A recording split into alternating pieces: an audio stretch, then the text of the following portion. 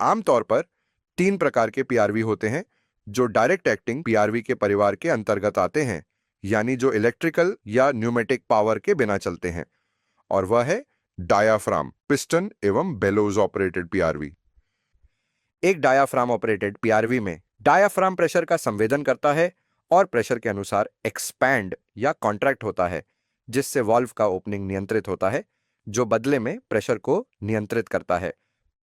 Piston operated PRV में piston pressure का संवेदन करते हुए वाल्व को नियंत्रित करता है, और वैसे ही बेलोज ऑपरेटेड पीआरवी में यह काम बेलोज के जरिए होता है।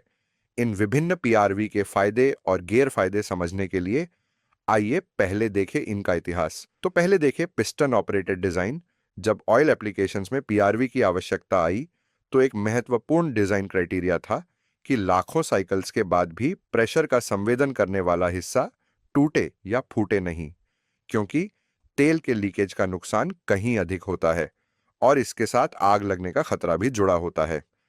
ऐसे में रबर से बने डायाफ्राम तेल की पाइप में उपयोग के लिए उचित नहीं, क्योंकि बहुत कम ही सही पर उसके फटने की संभावना होती है। इसलिए इंजन पिस्टन के समान पिस्टन डिजाइन को अपनाया गया। पिस्टन एक सॉलिड मेटल डिस्क जैसा होता है और लाखों साइकिल के बाद भी उसके टूटने की संभावना ना बराबर होती है। और क्योंकि तेल एक सेल्फ लुब्रिकेंट है, तो पिस्टन की गति में फ्रिक्शन की समस्या भी नहीं होती। हालांकि सस्ता होने के कारण इन पिस्टन ऑपरेटेड पीआरवी का उपयोग पानी के लिए भी होने लगा।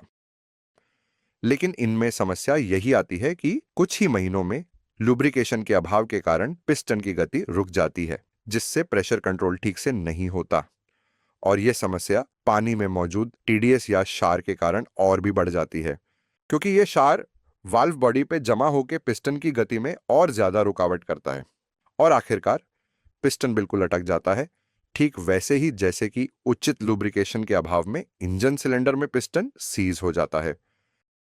पिस्टन के अटकने से पानी का प्रेशर अनियंत्रित हो जाता है। इसी तरह आइए देखते हैं कि स्टीम एप्लीकेशन के पीआरवी में क्या डिजाइन चैलेंजेस थी। प्रथम, स्टीम का अधिक तापमान, और दूसरा, आउटलेट प्रेशर में 0.2 बार जितने कम प्रेशर की मांग। तो ऐसे में इंजीनियर मेटल बेलोज डिजाइन के साथ आए, जिसमें एक्सपेंशन और कॉन्ट्रैक्शन की मूवमेंट होती है और बेलोज के बड़े सरफेस एरिया के कारण 0.2 बार जितने कम आउटलेट प्रेशर को भी नियंत्रित कर सकता है। इसके शानदार डिजाइन के कारण बेलोज ऑपरेटेड पीआरवी पानी के लिए भी उपयोग में आए, लेकिन कीमती होने के कारण इनका उपयोग नहीं किया जाता है, सिवाय इसके कि जहां 0.5 बार से भी कम आउटलेट प्रेशर की मांग होती है। अब देखते हैं डायाफ्राम पीआरवी की डिजाइन को। डायाफ्राम के एक्सपेंशन कॉन्ट्रैक्शन वाले मूवमेंट में कोई भी फ्रिक्शन नहीं होता और इसलिए लुब्रिकेशन के बिना भी बहुत सहजता से गति करता है। इसके अलावा ऐसे पतले से नाजुक डायाफ्राम का एक और बड़ा गुण है कि वो फ्लो या प्रेशर के छोटे छोटे बदलावों पर भी प्रतिक्रिया करता है और बहुत अच्छा प्रेशर कंट्रोल करता है। इसकी तुलना में एक पिस्टन ऑपरेटेड पीआरवी फ्लो के इतने छोटे बदलाव को दर्ज भी नहीं कर सकता, और खास करके क्वार्टर टर्न फिटिंग या फ्लश वाल्व में तो पानी की मांग यानी फ्लो रेट 1 सेकंड से भी कम समय में तेजी से बदलता है। ऐसे में डायाफ्राम या बेलो इस तरीके के अचानक परिवर्तन पर बहुत तेजी से प्रतिक्रिया करके प्रेशर को ठीक से नियंत्रित करता है, जबकि पिस्टन ऑपरेटेड पीआरवी में पिस्टन की गति बहुत धीमी होने के कारण प्रेशर ठीक से नियंत्रित नहीं होता है।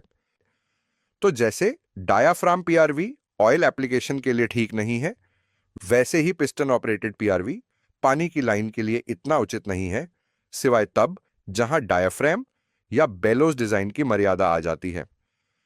तो इस तरह पीआरवी का सिलेक्शन अलग अलग एप्लीकेशंस जैसे कि पानी, तेल इत्यादि और अलग अलग आउटलेट प्रेशर की मांग के अनुसार होना चाहिए, और यह अत्यंत आवश्यक है, क्योंकि इसके गलत सिलेक्शन का अर्थ है बाकी सारे पाइप्स, फिटिंग्स, अप्लायंसेस को खतरा, और इतना ही नहीं, अमूल्य पानी का अत्यधिक उपयोग।